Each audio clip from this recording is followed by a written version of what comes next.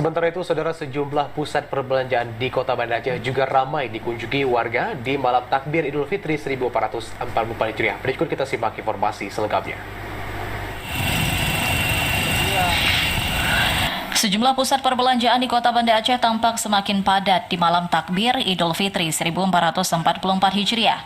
Pusat perbelanjaan ini mulai ramai dipadati pengunjung untuk belanja keperluan lebaran. Diskon berlimpah dan juga murah menjadi incaran warga agar dapat tampil trendy di hari lebaran.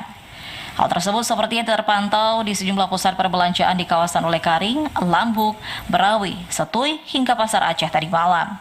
Terlihat pengunjung yang membeli pakaian lebaran masih tetap padat meski jam sudah menunjukkan pukul 2 waktu Indonesia Barat dini hari. Pengunjung datang dari berbagai daerah di Aceh untuk membeli kebutuhan seperti pakaian untuk persiapan lebaran, termasuk membeli kebutuhan pangan untuk dikonsumsi pada Hari Raya Idul Fitri. Tim Liputan TVRI Aceh melaporkan.